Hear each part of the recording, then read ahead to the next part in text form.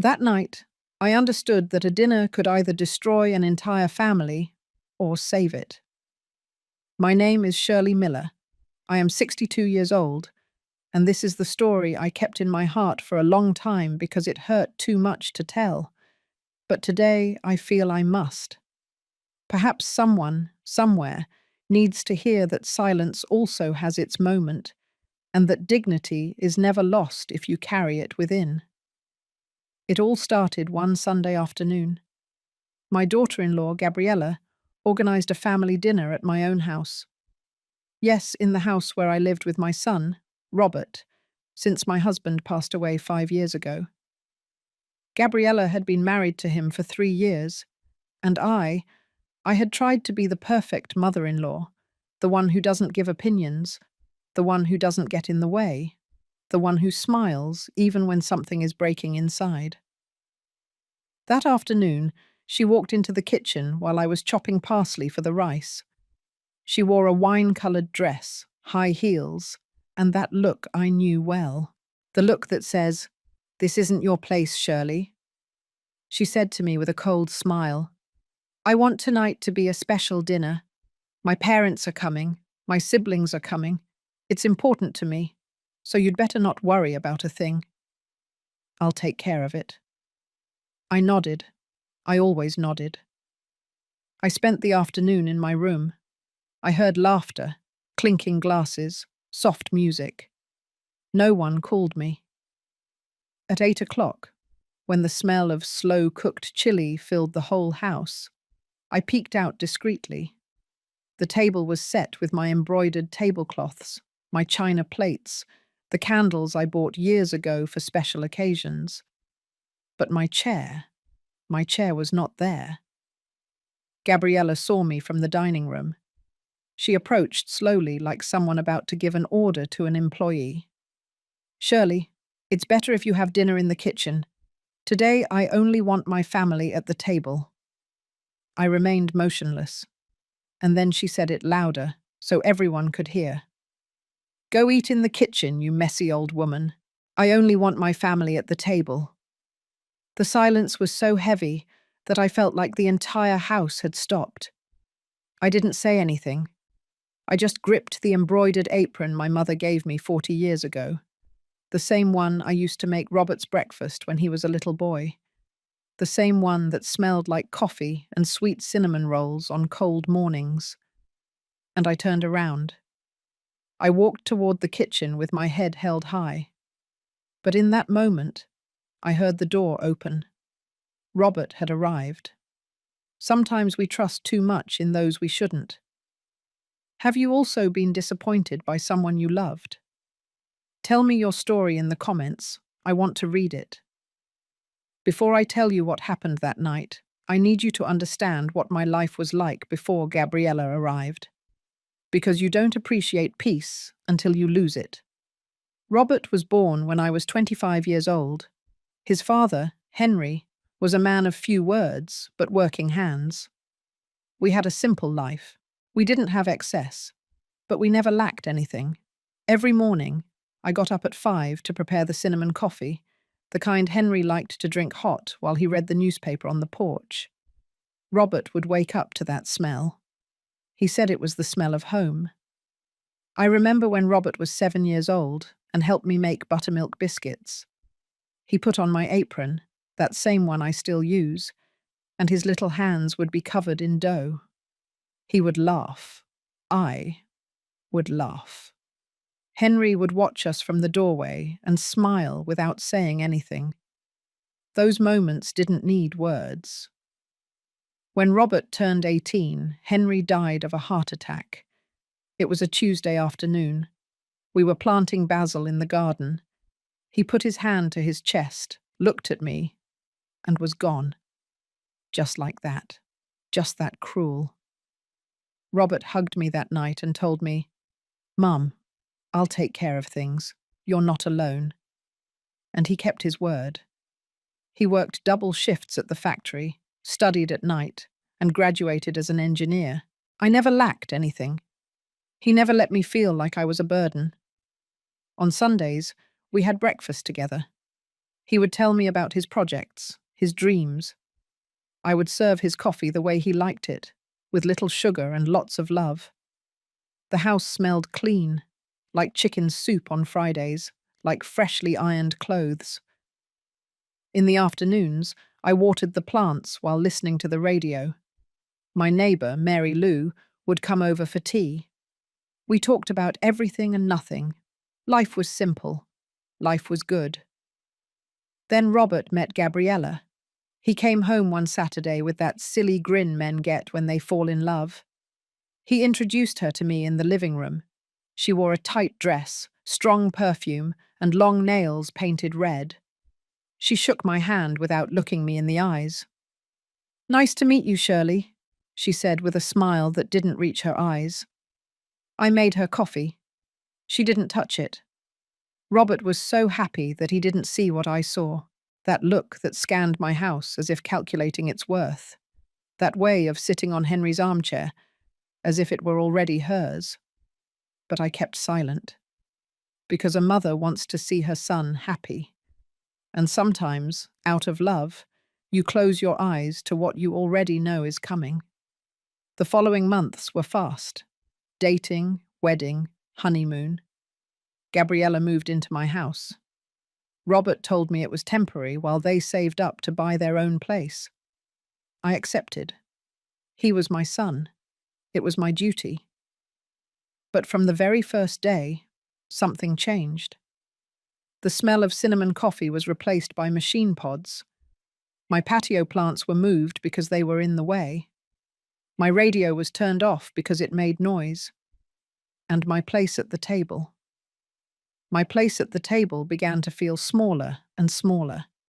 I kept telling myself, it's just a phase. They'll get used to it. Everything will be okay. But things were not okay. And that night of the dinner, that night, everything exploded. While I'm telling all this, I wonder where you're listening to me. Write the name of your city in the comments. Cracks don't appear overnight. They grow slowly, like tree roots that break the concrete without a sound. At first, they were small things, so small that I thought, I'm exaggerating. I'm the one who's being difficult. One morning I went downstairs for breakfast and found the kitchen locked. Gabriella came out of her room in a silk robe and told me, "Shirley, you left everything messy last night. It's better if I take care of the kitchen from now on. You rest." I had washed, dried, and put everything away, but I didn't say anything. Robert had already left for work. He was leaving earlier and earlier. He was coming back later and later. Another day, Mary Lou came to visit me. She knocked on the door as she always did on Thursdays. I was in my room. I heard Gabriella open it. "Shirley? No. She can't see you, she's busy. Better another day." And she closed the door. Mary Lou never came back. My plants, the ones I took care of for years, were thrown in the trash one Saturday morning. Gabriella said they attracted mosquitoes. Robert nodded without looking at me. I rescued a pot of red geraniums from the trash and kept it in my room. I watered it with the tears I wouldn't allow myself to cry in front of them. I started cooking less. Gabriella said my food was too greasy or too simple. She ordered takeout. Robert ate without saying anything. I ate alone in my room, sitting on the edge of the bed, wearing my apron even though I no longer cooked. One night, I heard voices in the living room. I peeked out without making a sound. "Honey, your mum needs to understand that this house is ours now," Gabriella was saying. "She can't keep doing whatever she wants. It's not her house anymore." Robert sighed. "Give her time, Gabby. She's been through a lot." "And what about me? Don't I have the right to feel comfortable in my own house?" Silence. Then, Robert's voice. Tired. "I'll talk to her." But he never did. I started leaving my room only when necessary. I walked through the house like a ghost. Sometimes, Gabriella would look at me and smile. But that smile wasn't kind. It was a smile that said, I won. On Sundays, we no longer had breakfast together. Robert slept late. Gabriella went out with her friends. I stayed in my room, looking out the window, caressing my apron, remembering when that house smelled like cinnamon and not expensive perfume. One afternoon, I found a box in the hallway. Inside were my things: photographs of Henry, the books he gave me, my mother's rosary, my embroidered tablecloths. I asked Gabriella about it. We just need the space, Shirley. Don't worry, everything is there. We just put it away. They put my life away in a box, and I continued to keep silent, because I thought that if I made myself smaller, if I took up less space, if I ceased to exist a little each day, maybe I could stay close to my son. Maybe he would remember who I was. Maybe he would see me again. But things only got worse. And that night, when Gabriella organized the dinner, I knew something was going to break forever. There is a difference between being patient and being a coward. It took me a long time to understand that. During those months, I convinced myself that everything was my fault. I'm the one who can't adapt, I would tell myself in the mirror. I'm the one who's clinging to the past. I looked at my reflection, and I no longer recognized the woman I once was. My eyes were tired, my back stooped, my voice hardly existed. I decided to make one last effort, to be the mother-in-law Gabriella needed, the one who doesn't get in the way, the one who helps without being seen. When I found out she was organizing the Sunday dinner, I offered, Gabriella, if you want, I can make the chili. It's my grandmother's recipe. Robert loves it. She didn't even look up from her phone. No, Shirley, I already ordered everything through catering. Professional food, you know. I don't want my parents to think we eat poorly. I swallowed. Can I help set the table then? Don't worry, I'll take care of it. You rest. Rest. That word again, as if I were an invalid old woman, and not a 62-year-old woman who could still make buttermilk biscuits with her hands. On Saturday night, while they slept, I went down to the kitchen. I took out my apron, the embroidered one my mother made with her own hands, and cleaned every corner. I washed the dishes, arranged the garden flowers that were still left. I polished the silver cutlery that belonged to my mother-in-law. I wanted everything to be perfect. I wanted Gabriella to see that I could be useful, that I deserved a place in that house. When I finished, it was 4 o'clock in the morning. I sat in the kitchen with a cup of tea looking at my work. Everything shined. Everything smelled clean. I felt for a moment that I had recovered a small piece of my home. On Sunday afternoon, Gabriella came into the kitchen. She saw everything clean and frowned. Did you do this? I nodded, hoping for a thank you. Shirley, I asked you to rest. I don't need your help. Besides, you moved everything. Now I can't find anything. And she left. I stood there, wearing the apron, feeling more invisible than ever. At 6 o'clock in the evening, the guests began to arrive. Gabriella's parents, her brothers, her sister with her husband. They entered my house as if it were theirs. No one greeted me. No one asked about me. I stayed in my room, listening to the laughter, the clinking of glasses, the sound of heels on the wooden floor. Robert was late coming home from work. Gabriella had called him 3 times. I knew because I heard her annoyed voice on the phone. Robert, everyone is waiting for you. Where are you? I looked out my room window. I saw the dining room lights on. I saw the table set with my tablecloths, my plates, my candles. I saw Gabriella laughing with her family, pointing out the house as if she had decorated it herself. And then I saw it. My chair was missing. I counted the chairs around the table. 9. Everyone was sitting, but my place didn't exist. I felt something breaking inside me, but I still told myself, maybe they forgot. Maybe I can sit somewhere else. Maybe. I went downstairs slowly, wearing my apron. I reached the dining room just as they were serving dinner. Gabriella saw me. Her face changed. And then she said it, with that cold voice I already knew. "Shirley, it's better if you have dinner in the kitchen. Today I only want my family at the table." The silence was so heavy that I felt the air become solid, and then louder, so everyone could hear. "Go eat in the kitchen, you messy old woman. I only want my family at the table." The guests looked down. No one said anything. No one defended me. I clenched my apron. I felt my knees tremble. But I didn't cry. I didn't yell. I just turned around. And at that moment, the door opened. Robert had arrived. I still wonder if I did the right thing by staying silent for so long. What about you? What would you have done in my place? Sometimes you think you know your son, and then you discover that you knew him better than you thought. Robert walked in the door with his briefcase in his hand. His tie was loose, his hair was messy, that tired look he'd been carrying lately every night. But when his eyes scanned the scene, something changed on his face. He saw me standing in the dining room doorway, with my embroidered apron, my hands clenched, my back straight, but my eyes wet.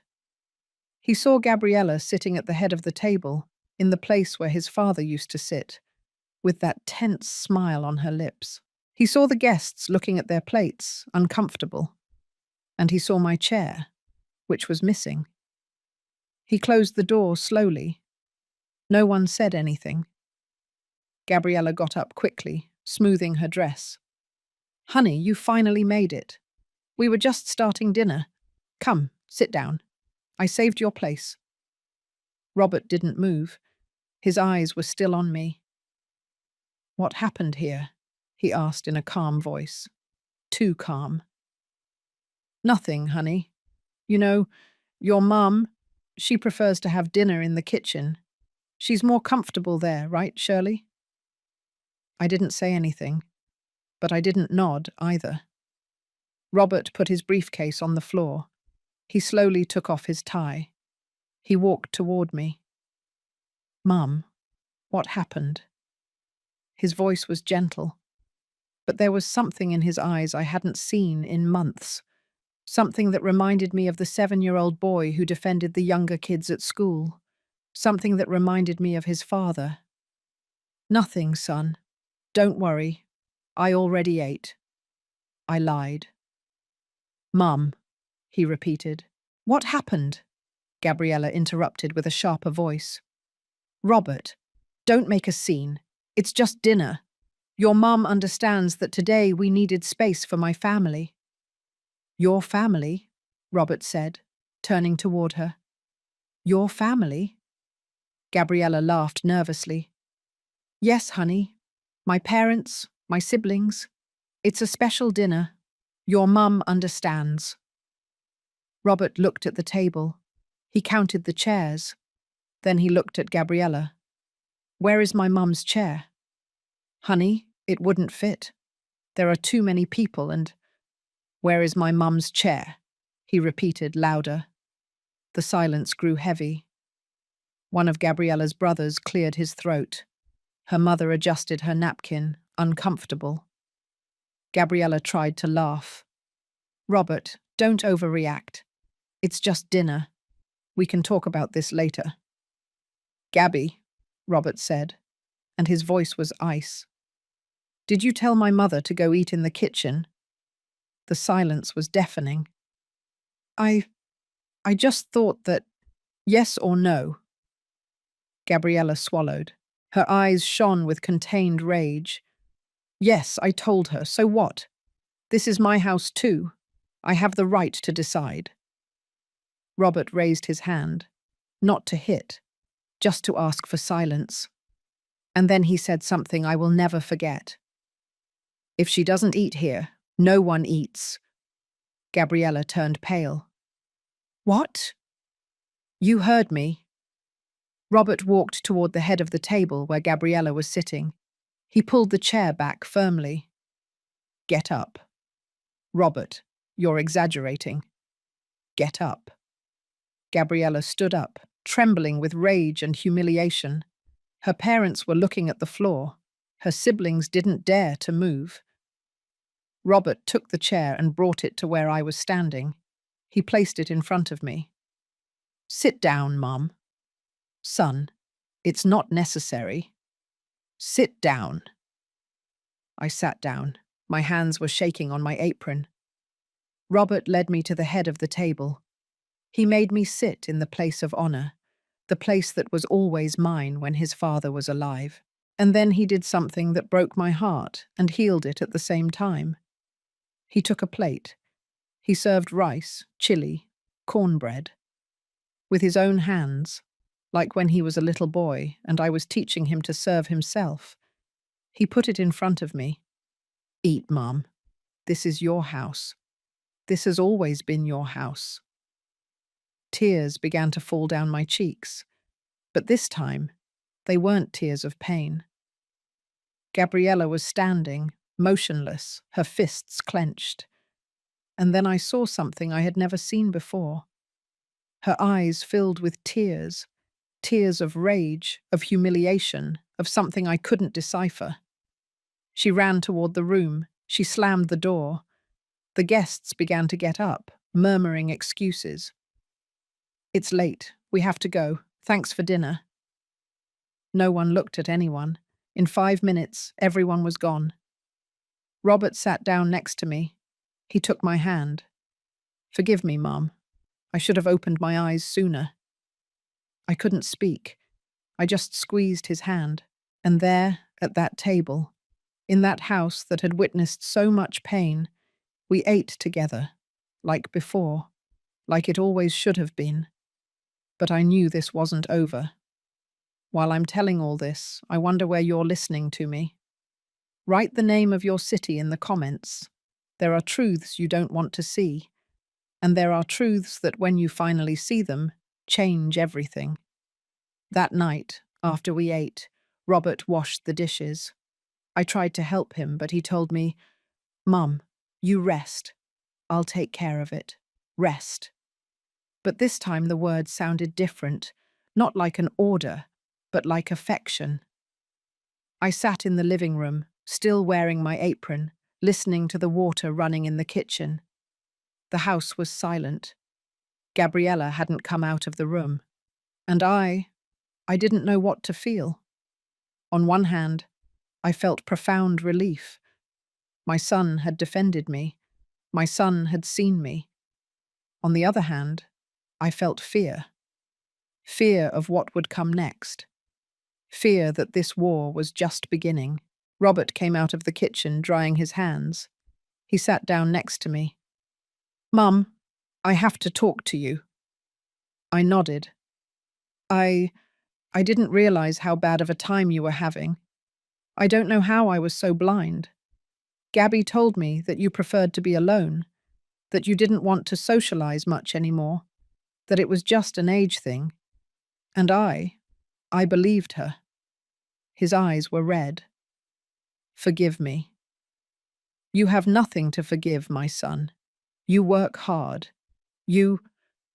No, Mum. I do have to forgive myself. You are my mother. You raised me alone after my father died.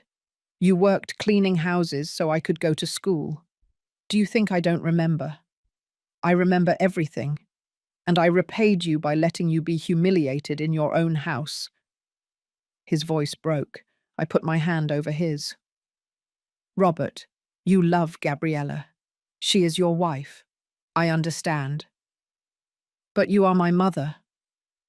We remained in silence, a silence filled with everything we hadn't said for months.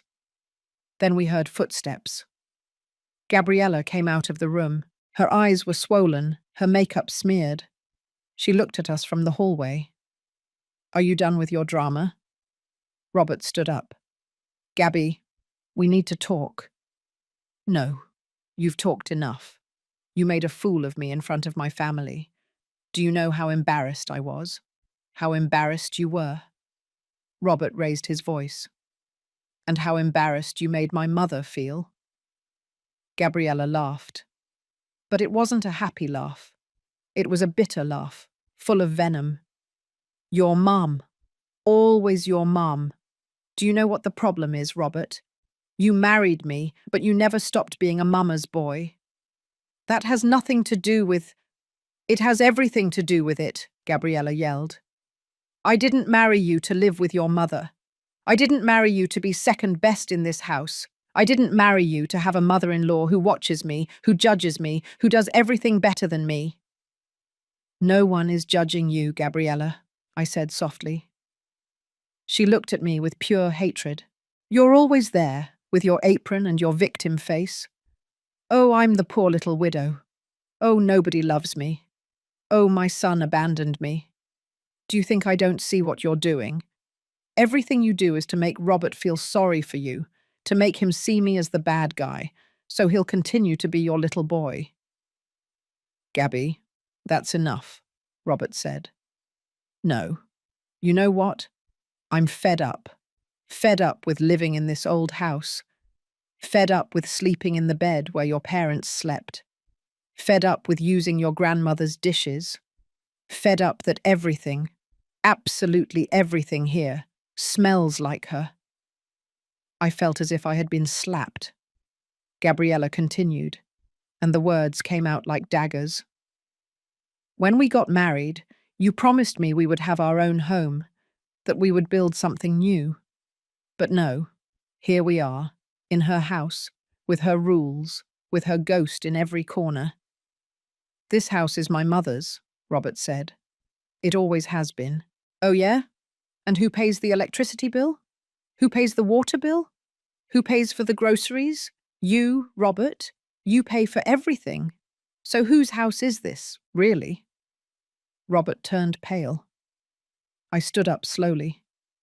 Gabriella, if living here bothers you so much, I can leave. I can find a small place and... No, Robert yelled. Mum, you're not going anywhere. This is your house, and if anyone has to leave... But he didn't finish the sentence. Gabriella smiled, a cruel smile. Are you going to kick me out, Robert? Your wife? The woman you love? For her? Robert looked at the floor, and in that silence I saw everything. I saw my son divided between two loves. I saw his pain. I saw his guilt. I thought you loved me, Gabriella whispered, and now her voice was trembling. I thought I was your priority. And you are. But there are no buts, Robert. You're either with me or you're with her. Decide. And she walked out of the house, slamming the door. Robert fell into the armchair. He put his face in his hands.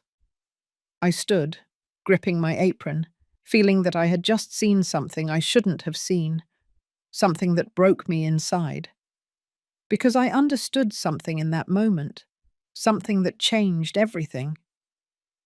Gabriella didn't hate me for what I did. She hated me for what I represented. I was Robert's past. I was his history, his root, his memory. And she wanted to build a future where I didn't exist, where Robert belonged only to her, where nothing reminded him that before her there was a life, a home, a love that didn't include her name. And then I understood something else. I had allowed everything, every humiliation, every slight. Every time I made myself small, every time I kept silent, every time I accepted being invisible. I taught Gabriella that she could treat me that way. I taught her that my place wasn't valuable. I taught her that I wasn't valuable. And worst of all, I taught my son that it was okay. I sat down next to Robert. He still had his face in his hands. Son, I said softly, look up. He did. His eyes were full of tears. I don't know what to do, Mom. I love her, but I can't let her treat you like this. I know. What do I do? And there, in that moment, I made a decision I had been avoiding for months, a decision that hurt, but that was necessary. Robert, I'm going to leave. What? No. Mum, no. Listen to me. Gabriella is right about something. This is your life, your marriage. And while I'm here, you won't be able to build anything. There will always be this tension, this resentment. But this is your house. This was my house, I said, and I felt something breaking in my chest. It was my house with your father. It was my house when you were a little boy. But it's not anymore. I can't keep living where I'm not welcome. I want you here. I know, son, but it's not enough. Robert cried.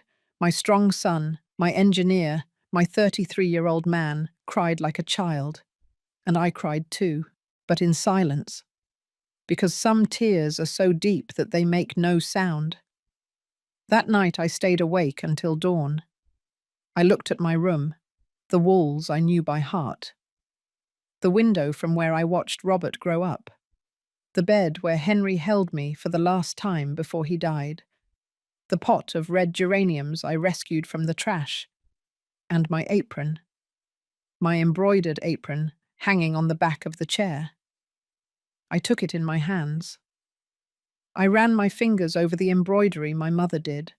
An embroidery of blue flowers and red birds. An embroidery that was over 40 years old.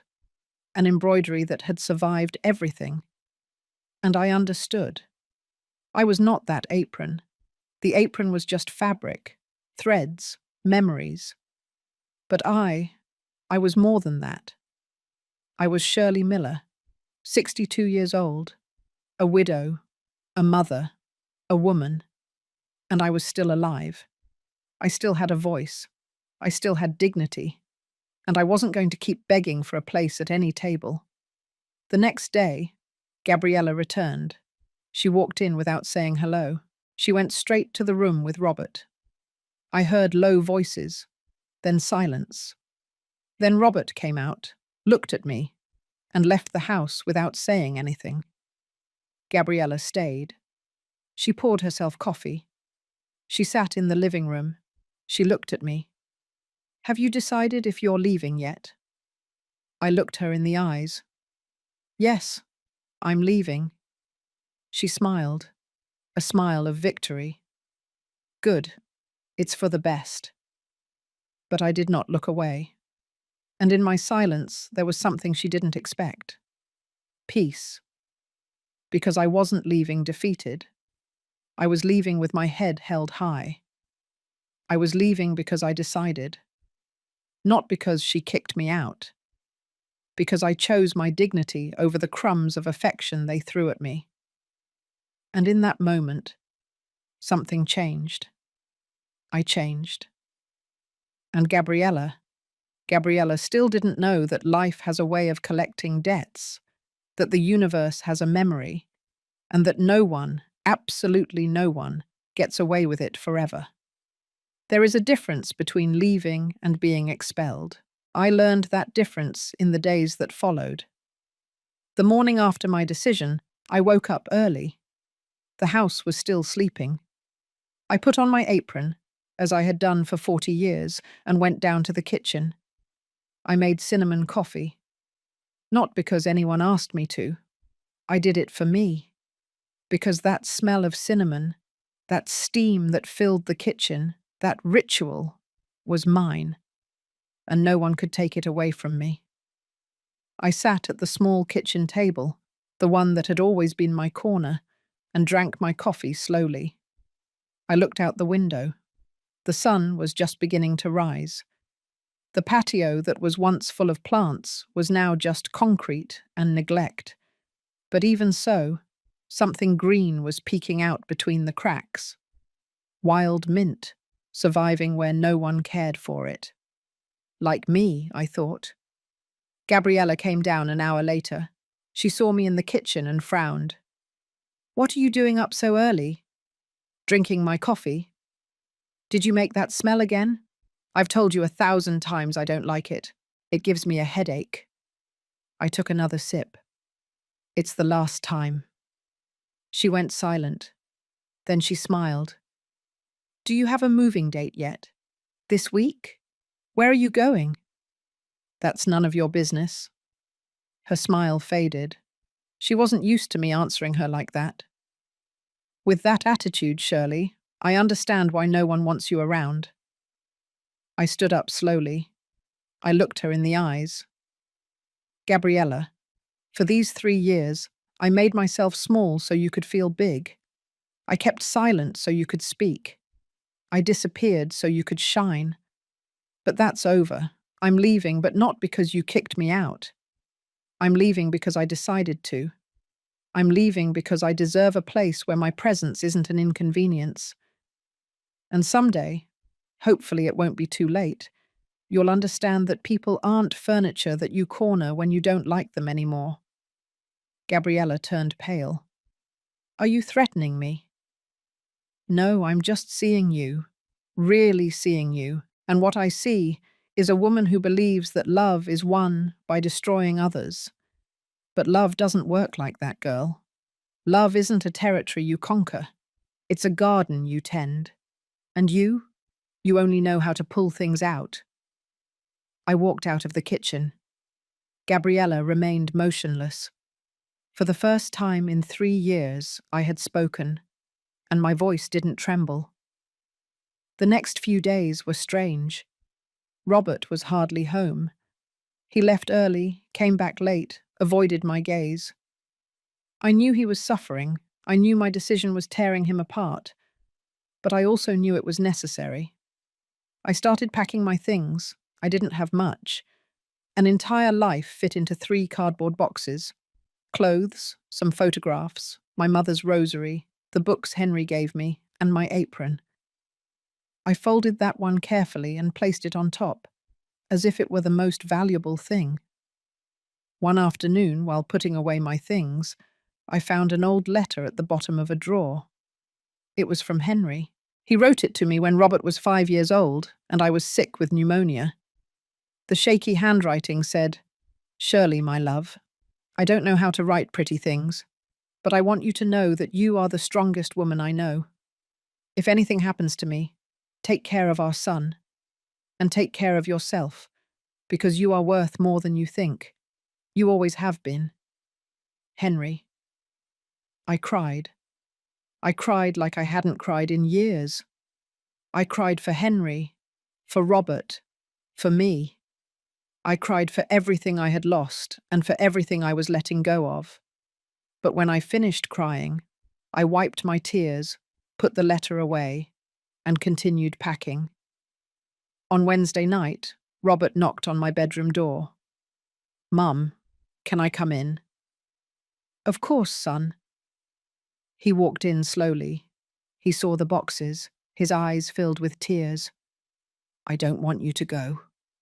I know. Why can't we fix this? The 3 of us, as a family." I sat on the bed. I gestured for him to sit next to me. "Robert, do you remember when you were 8 years old and got into a fight at school? It was a bigger boy. He was bothering you and your friends. And you faced him. You came home with a black eye and a torn shirt. And I told you, son, it's okay to defend yourself. It's okay to set boundaries. But it's also okay to walk away from fights that lead nowhere." Robert listened in silence. What's happening here, is a fight that leads nowhere. Every day is a battlefield. Every meal is tense. Every word is a wound. And I don't want to fight anymore. I don't have the strength for it anymore. But I can change things. I can talk to Gabby. I can... No, son. You can't change how Gabriella feels. And you can't force her to love me. Love isn't forced. Respect isn't begged for. And I'm tired of being the inconvenience in my own house. Robert put his head on my shoulder, like when he was a little boy. I'm going to miss you.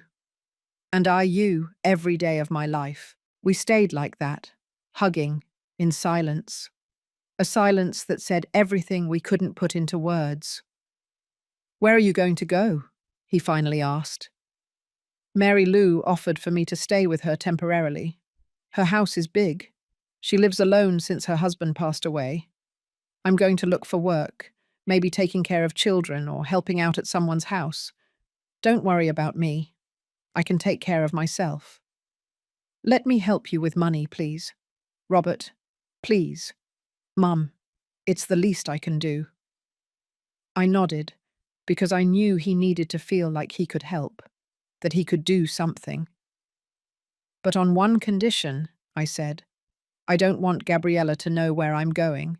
I don't want pity visits. I don't want you to come because you feel guilty. If you come to see me, let it be because you want to, because you miss me, not out of obligation. Robert nodded, although I know it was difficult for him. He stood up. He kissed me on the forehead, the way I used to kiss him when he was little. You'll always be the strongest woman I know, he said, and he left the room. I stayed sitting on my bed, looking at the boxes, feeling like I was saying goodbye to an entire life. On Saturday morning, the time came for me to leave. I dressed in my best clothes, a blue dress Henry gave me years ago. I carefully did my hair. I put on a little lipstick because I wasn't going to leave that house like a beggar. I was going to leave as what I had always been, a woman of dignity. I put my apron on over the dress. One last time, I carried the boxes down one by one. Robert helped me load them into the taxi I had called. Gabriella didn't come out of her room. She didn't even say goodbye, and I didn't expect her to. Before getting into the taxi, I looked at the house where I got married, the house where my son was born, the house where Henry died, the house where I was happy, and where I was also the most invisible woman in the world. Goodbye, I whispered. Robert hugged me, tightly, as if he never wanted to let go. I love you, Mum. And I you, my son, always, no matter what. I pulled away. I got into the taxi. Robert stood on the sidewalk watching me leave. And I didn't look back, because I knew that if I did, I wouldn't have the strength to move forward. The taxi pulled away. The streets passed before my eyes like a blurry film. I knew everything. The bakery where I bought cinnamon rolls. The church where I had Robert baptized. The park where I took him to play when he was little. The farmer's market where I bought vegetables. My whole life was on those streets, and now I was leaving them behind. We arrived at Mary Lou's house. She was waiting for me at the door. When she saw me, she didn't say anything. She just hugged me. And in that embrace, I allowed myself to cry. I allowed myself to be vulnerable. I allowed myself to be weak. You're home, sweet Shirley, she whispered in my ear. You're home. But it wasn't my home, and I knew it. The first few days were the hardest. I would wake up at night and not recognize the ceiling. I heard strange noises. I missed my window, my bed, my routine. I missed Robert. I even missed the weight of the silence in my old house. Mary Lou was an angel. She made me tea. She kept me company. She let me cry when I needed to cry. She didn't ask questions. She was just there. One afternoon, while having coffee on her small porch, she said to me, Shirley, do you know what the hardest thing about losing something is? You think you lost the object, the house, the person, but what you really lost is the version of yourself that existed in that place. And now it's time to reinvent yourself. And that hurts. She was right. I hadn't just lost my house. I had lost my identity. For years, I was Robert's mum, Henry's wife, the mother-in-law. But now, Who was I? One night I took out my apron. The blue and red embroidery shone under the lamplight. I looked at it for a long time, and then I did something I never thought I would do. I folded it. I put it in the bottom of my suitcase, and I didn't wear it again. Because I understood something. That apron represented everything I was. The wife, the mother, the one who served, the one who cooked, the one who sacrificed. But I wasn't just that anymore. I was more. And I needed to discover who Shirley was without that apron. Shirley without a kitchen to take care of. Shirley without a family to feed. Just Shirley. And that woman still had a lot to discover. Weeks passed. Robert called me every third day. Brief conversations, awkward, full of things we couldn't say. He would ask how I was. I would ask about him. Neither of us mentioned Gabriella. It was as if she were a ghost between us. I got a job helping out at a family's house. Nothing glamorous. Cooking, cleaning, looking after 2 small children. But the money was honest. And the lady, Mrs. Thompson, was kind. She treated me with respect. And that was more than I had had in a long time. One afternoon, while preparing dinner at Mrs. Thompson's house, one of the children, a little boy of 6 years old named Matthew, came up to me.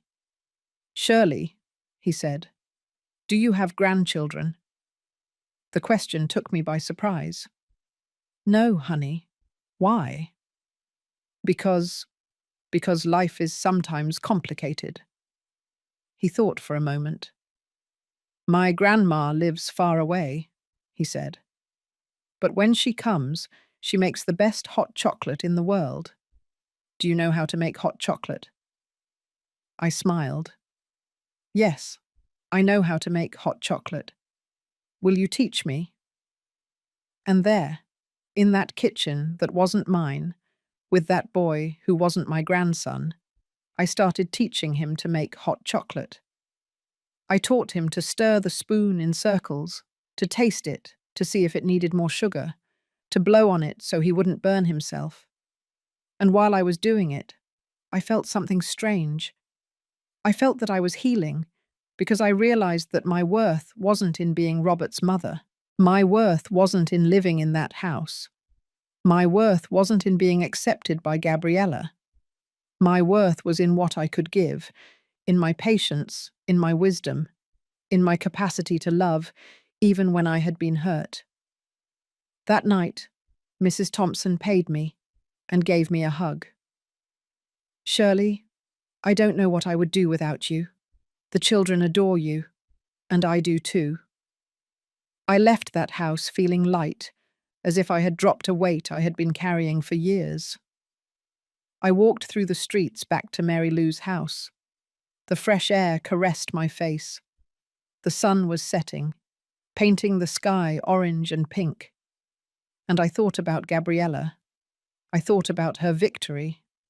I thought about how she had gotten what she wanted, getting me out of the house, keeping Robert, having her perfect family. And I didn't feel anger.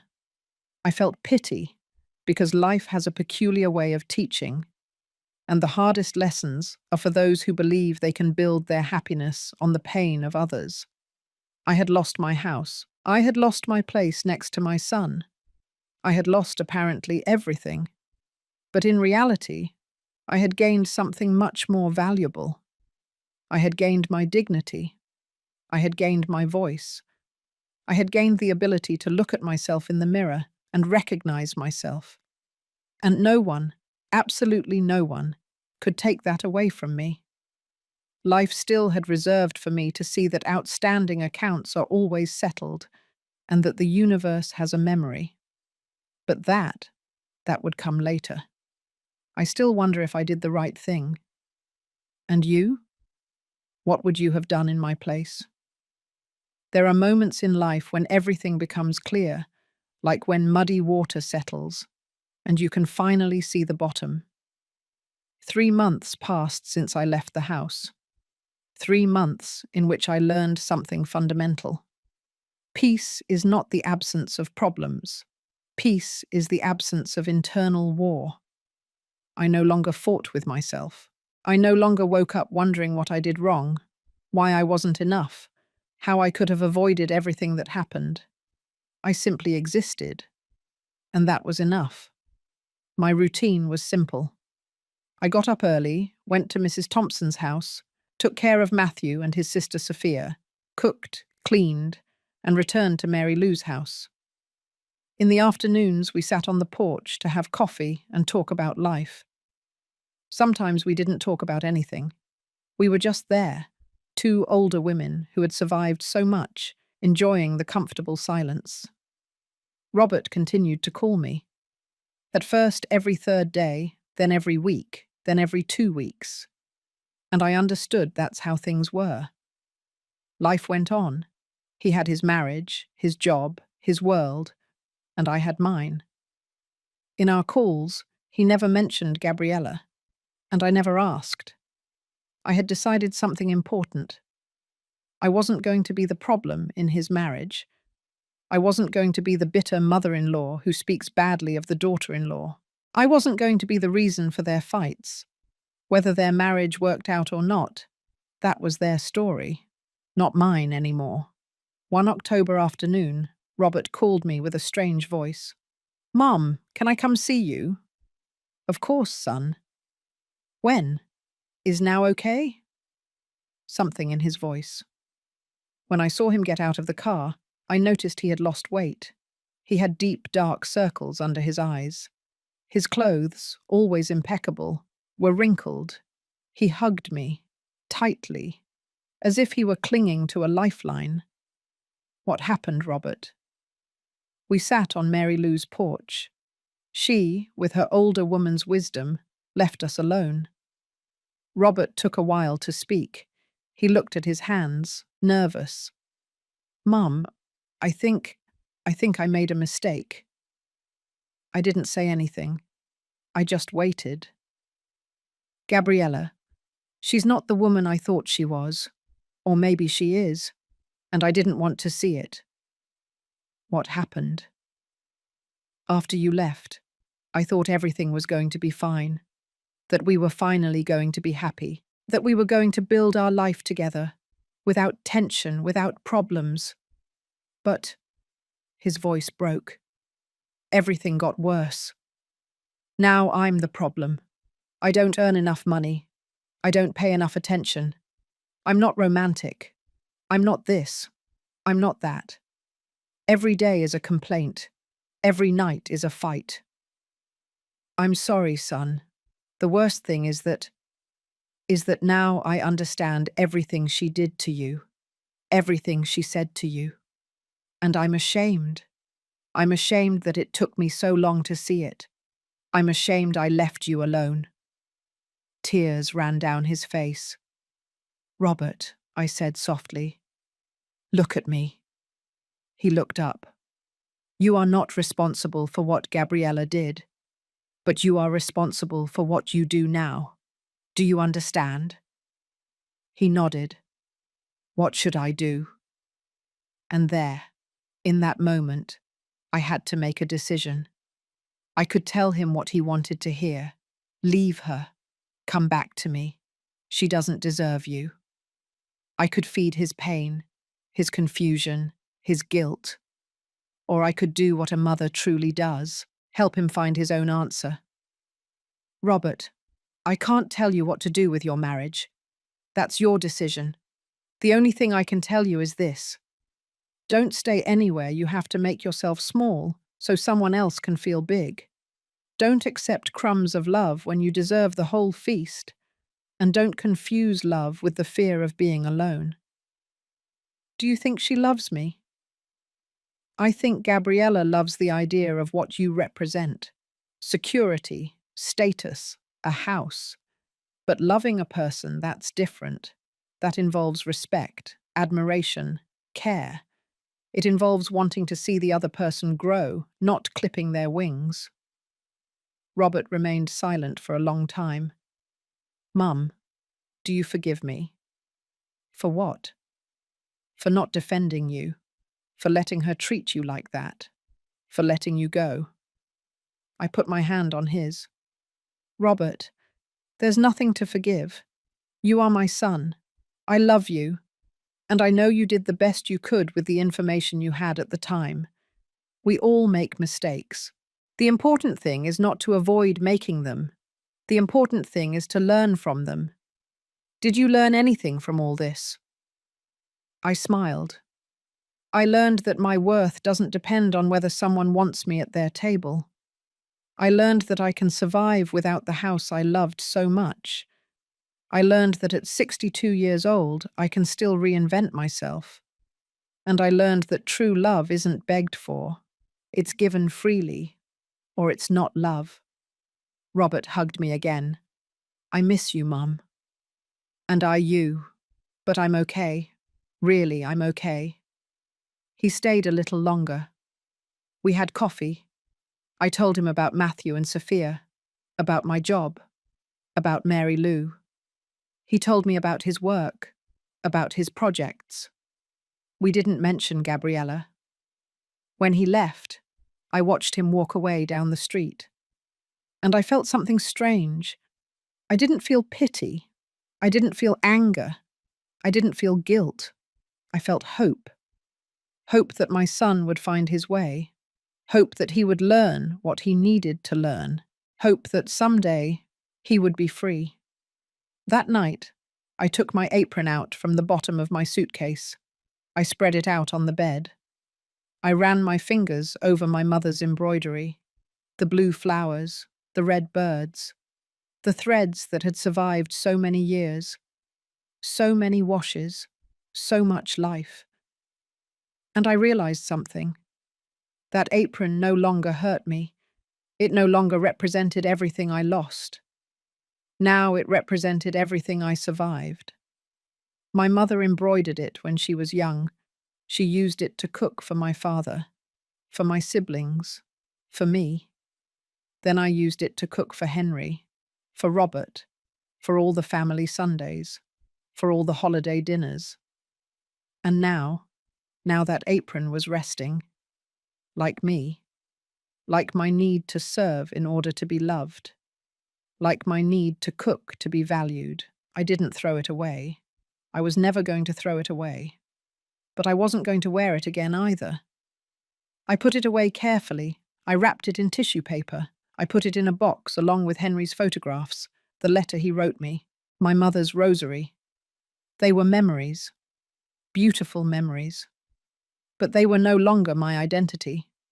I was Shirley Miller, and I was still writing my story. In the following months, something curious began to happen. Mrs. Thompson asked me to teach her how to make my chili. Then she asked me if I could make it for a party she was organizing. Then a friend of hers asked me to cook for her birthday, without planning it, without looking for it. I started cooking for events, small ones, nothing big. But it was mine.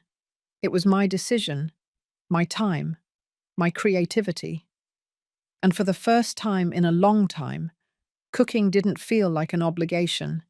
It felt like a gift that I chose to give. One afternoon, Mary Lou told me, "Shirley, do you realize what's happening?" "What?" "You're blossoming, like those plants you had, that Gabriella threw in the trash. You're blossoming in new soil." And she was right. I had lost my house, but I had found my home. And that home wasn't a place, it was myself. I didn't know what was going to happen with Robert and Gabriella. I didn't know if he was going to stay or leave. I didn't know if she was going to change or get worse. But I knew something with absolute certainty. Life has a memory. The universe collects its debts. And no one who builds their happiness on the pain of others ends well. I didn't need to take revenge. I didn't need to do anything. I just needed to live. Live well. Live with dignity. Live in peace. And the rest? The rest would resolve itself. Because that's how true justice works. It's not loud. It's not violent. It's not immediate. It's silent.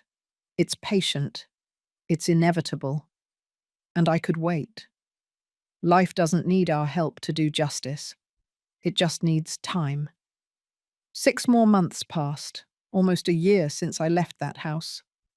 My life had found a quiet rhythm. I worked Monday through Friday with Mrs. Thompson. On Saturdays, I cooked for small events. On Sundays, I went to church with Mary Lou, and then we walked around the farmer's market. My bank account had savings, modest, but mine. I had started dreaming of renting a small apartment, something of my own, something no one could take away from me. Robert visited me every 2 weeks. I never asked him directly about Gabriella, but I could see in his eyes that things were not going well.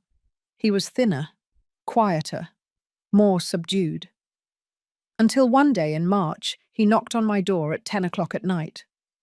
Mary Lou opened it. He was standing there, with a suitcase in his hand. "Can I stay here tonight?" I didn't ask questions. I let him in. I made him chamomile tea. We sat at the kitchen table. "I left," he said finally. "For how long?" "Forever." I felt something in my chest. It wasn't joy. It wasn't satisfaction. It was sadness. Sadness for my son, for his broken marriage, for his destroyed dreams. What happened? Robert took a deep breath. "Mum, I gave her everything. Everything I could give. I worked double shifts to buy her the car she wanted. I changed jobs to earn more. I took her on trips. I gave her my entire paycheck. I stopped seeing my friends because she said I was spending too much time outside the house. I stopped exercising because she said it took time away from her. I made myself small, smaller and smaller, until I didn't recognize myself in the mirror anymore." His eyes were red. And it was never enough. There was always something more. There was always a complaint. There was always a reason why I wasn't enough. And today she told me something that opened my eyes. "What did she tell you?" "She told me I should have married someone with money, not you. I wasted my time." Silence filled the kitchen. "And in that moment," Robert continued, "I remembered something you told me months ago. Not to stay anywhere, you have to make yourself small so someone else can feel big. And I understood. I understood that I had been making myself small for years, and she was never going to feel big because her emptiness has no bottom." I put my hand over his. "And how do you feel?" "Sad, scared, but also free." "That's good, son. That's very good." He fell asleep on Mary Lou's sofa that night. I stayed awake, looking out the window, thinking about everything that had happened. And I didn't feel triumph. I didn't feel like I had won. I only felt a deep compassion for Gabriella, because I understood something fundamental. She had gotten what she wanted. She had kept the house. She had gotten rid of me. She had had Robert all to herself. And even so, she hadn't been happy. Because happiness is not built by destroying others. Happiness is not found in control. Happiness does not exist in the emptiness left by abused love. The following weeks were difficult for Robert. He filed for divorce. Gabriella didn't accept it at first. She called him crying, then yelling, then threatening, then begging. But Robert remained firm. One afternoon, my son called me from his job. "Mum, can you believe Gabriella came looking for me at the office today? She made a scene in front of all my colleagues. She was saying that I was abandoning her, that how could I do this to her, that she had given everything for me. And what did you do?" I calmly took her outside, and I told her something I never thought I would say. "Gabriella, you didn't give anything for me. You took. You took my time, my peace, my dignity, and now I need to recover them. I am proud of you." She told me something strange, Mum. What? She said, your mother put ideas in your head. She destroyed our marriage. And I answered her, no, Gabriella. You destroyed our marriage the day you yelled at my mother to go eat in the kitchen. That day I understood who I was married to. I just took a while to have the courage to accept it. I closed my eyes, not out of pain, out of relief. You know what the saddest part was, Mum? Robert continued. When I told her that, she didn't apologize. She didn't show remorse. She just said she deserved it. She was an inconvenience. And there I realized there is no redemption there. There is no way to build anything with someone who cannot see the damage they cause. 2 months later, Robert told me that Gabriella had to sell the house. She couldn't afford it alone. Her family, that family that filled my dining room and said nothing when I was humiliated, didn't help her either. Everyone had their own problems. She moved to a small apartment, alone. Robert began to heal, slowly. He moved into his own apartment. He started exercising again. He started seeing his friends again. He started smiling again. And I continued with my life, quiet, serene, at peace. One day in November, almost 2 years after that dinner, I received an unexpected call. It was Gabriella's mother. Shirley? Yes, who is speaking? It's Amelia, Gabriella's mother. I don't know if you remember me. I remembered perfectly. She was one of those at that table, one of those who looked down when I was humiliated. What do you need? I wanted to talk to you. Can we meet? Something in her voice sounded broken. I accepted. Not for her. For me. Because I had learned that facing things, looking them straight on, was part of my healing. We met at a coffee shop. Amelia had aged. She had more grey hair, more wrinkles, more weight on her shoulders. Shirley, I don't know where to start, she said without looking me in the eyes. Start wherever you need to. I want to apologize. Apologize for not defending you that night. Apologize for staying silent. Apologize for raising a daughter who can be so cruel. Her eyes filled with tears. Gabriella is alone, completely alone. She has no friends. The few she had left because it's very difficult to be near her. There's always something wrong. There's always a complaint. Always someone else is to blame for her unhappiness. And I see an emptiness in her that frightens me. Why are you telling me this? Because yesterday was her birthday. She turned 33 years old. And no one called her. Not her siblings, not her cousins, not her friends. Just me. And when I went to visit her at her apartment, I found her sitting on the floor, crying. And do you know what she told me? I shook my head. She told me, Mum, why doesn't anyone love me? And I didn't know how to answer her. Why? Because she drove everyone away herself. But she can't see it. She can't see that she is the cause of her own loneliness. Amelia wiped her tears. And then I thought of you, how she treated you, how we all treated you.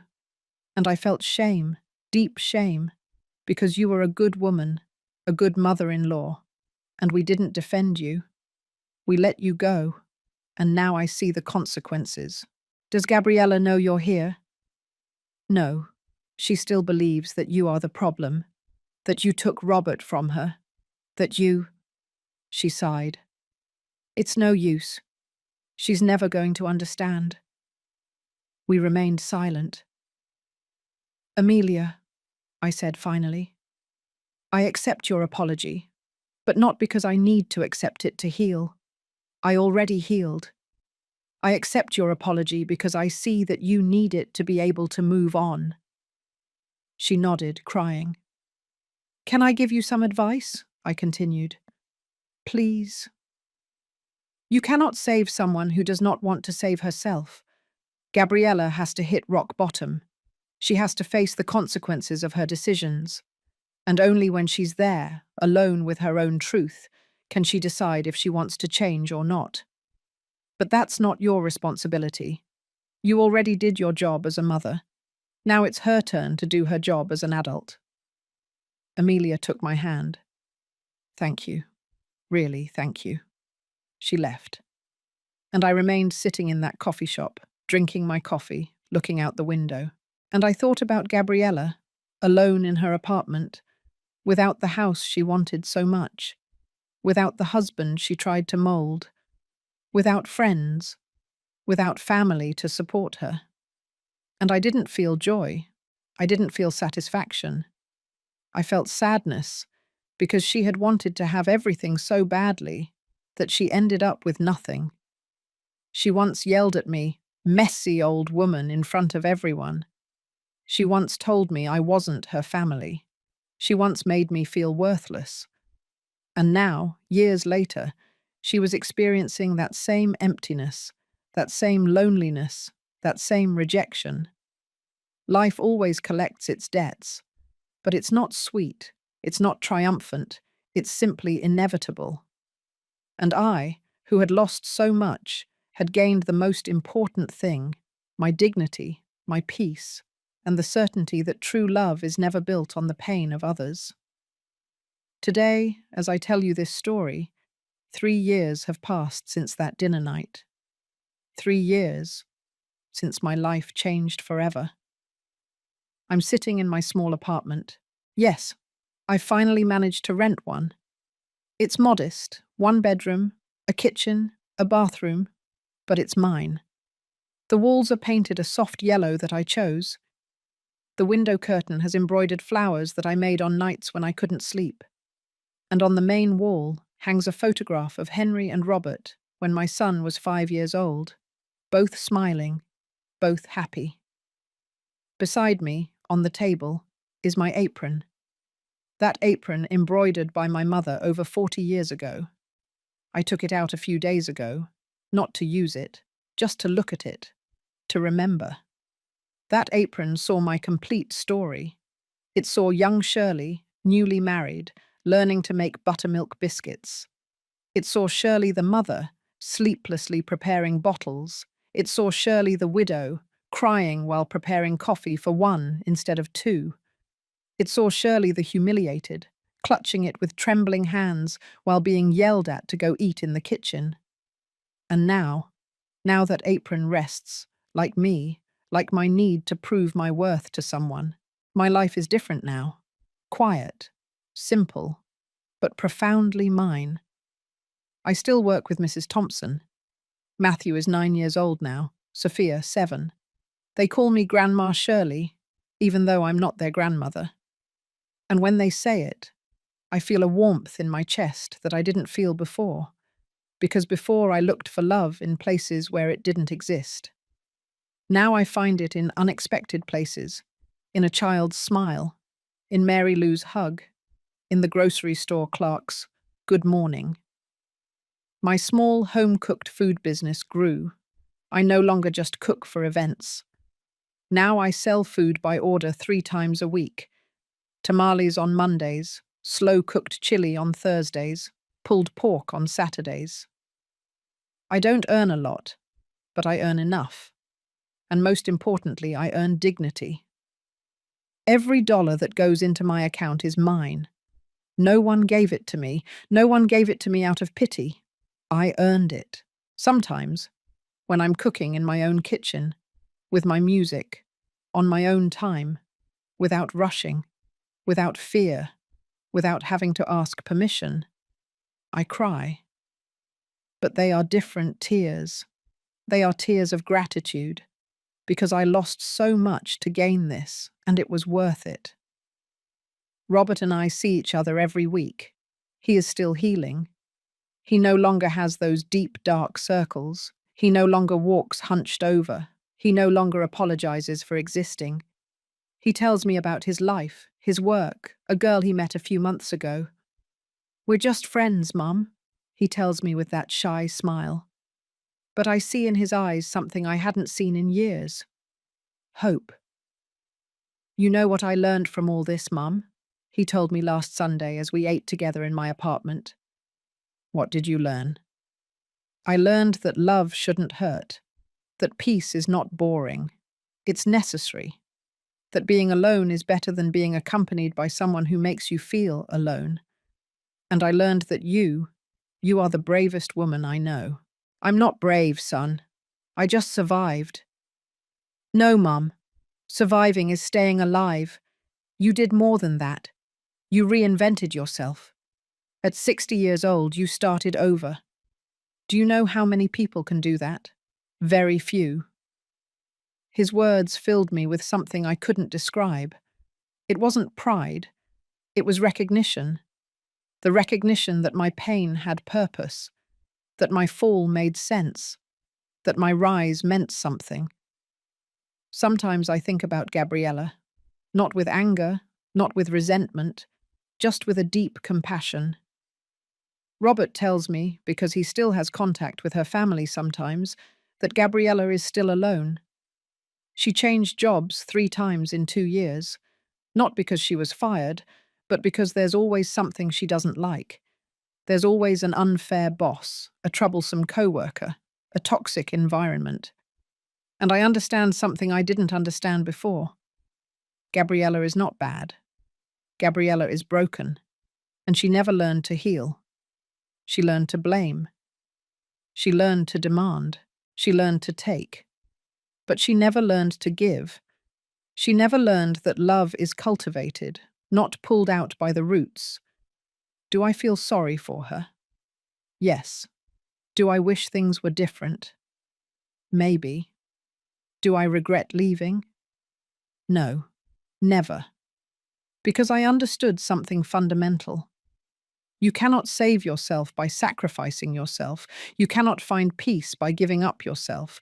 You cannot be happy by being invisible. And I was invisible for a long time. Too long. A few months ago, a woman came to buy tamales from me. It was her first time. She told me a friend had recommended them. As I gave her order, she asked me, "Do you make these alone?" "Yes, ma'am. Just me." "And what is your business called?" I stopped to think. I had never named it. It was just Shirley's Tamales. But in that moment, something came to mind. "It's called The Apron Put Away," I said.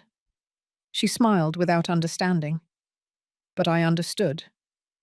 The apron put away. The symbol that I no longer needed to serve to be loved. I no longer needed to cook to be valued. I no longer needed to disappear so others could shine. Now, when I cook, it's because I want to, because I enjoy it, because it's my art, my therapy, my gift to the world. But on my terms, in my time, in my space. There is something I want to say to whoever is listening to me right now. If you are going through something similar, if you feel like you are invisible in your own home, if someone makes you feel like you are in the way, that you are worthless, that you are too much or not enough, listen to me well. You are worthy, not for what you do, but for who you are, not for what you cook, what you clean, what you give, what you sacrifice. You are worthy simply because you exist, because you breathe, because you have a unique story that no one else can tell. And if you are in a situation where your voice, your space, your dignity have been taken away, you have 2 options. Stay and make yourself smaller and smaller until you disappear, or leave. Leave with fear, with pain, with uncertainty, but with your dignity intact. I left, and it was the hardest thing I did in my life, but it was also the bravest. Do I have everything figured out? No. There are still hard days, days when I miss my house, days when I wonder what would have happened if I had stayed, if I had endured a little longer. But then I look around. I look at my small apartment filled with peace. I look at my modest but honest business. I look at my relationship with Robert, no longer stained with guilt, but with genuine love. And I know I did the right thing. Because life is not about having the biggest house or the most perfect family. Life is about having peace, and peace is not found outside. It is found within. A few days ago, Mary Lou told me something beautiful. We were having coffee on her porch, as we always do on Sundays. "Shirley," she said, "when you came to my house 3 years ago, you looked like a little bird without wings, scared, wounded, lost. And now I look at you, and I see an eagle." I laughed. "An eagle? Oh, Mary Lou, you exaggerate." "I don't exaggerate. An eagle that had to learn to fly again, that had to heal, that had to remember it always had wings. It had just forgotten how to use them." And she is right. I forgot who I was. I forgot that I am more than a mother, more than a wife, more than a mother-in-law. I am Shirley Miller, 65 years old, and I still have a lot of life ahead of me. If my story touched your heart, if at any point you saw yourself reflected in me, if you felt that you were not alone in your pain, then this story fulfilled its purpose. Because I didn't tell all this to seek pity. I told it to give hope. Hope that no matter what age you are, you can always start over. Hope that loss, although it hurts, can be the beginning of something better. Hope that dignity is never lost if you carry it within. And most importantly, hope that life does do justice. Maybe not when we want it, maybe not how we expect it, but always, always, the truth comes out. And people who love with cruelty end up with the loneliness they sowed. I didn't need to take revenge. I didn't need to do anything. I just needed to leave, heal, and live well. And that was the best revenge. Although it wasn't revenge, it was justice. The silent justice of the universe that rewards those who maintain their dignity. I end this story with a reflection. My apron is still put away. I don't wear it anymore. But I didn't throw it away either, because it represents a history. And although that history had painful chapters, it also had beautiful chapters. Someday when I'm gone, that apron will belong to Robert. And I hope he gives it to his daughter, if he ever has one. And I hope he tells her the story of her grandmother. Not the story of the woman who was humiliated, but the story of the woman who stood up. Because that's what we are. Stories. Stories of falling and getting up, of losses and encounters, of pain and healing. And my story didn't end that night of the dinner. My story was just beginning. Because sometimes, to find yourself, you first have to lose yourself. And I lost myself, but I found myself. And now I am more me than ever. Thank you for listening to the end. If this story touched your heart, subscribe and hit the bell to hear more stories of women who transformed their pain into wisdom. Every day, a woman, a life lesson. Share this story with someone you love. Sometimes a story like this can change an entire day. God bless you, and until next time.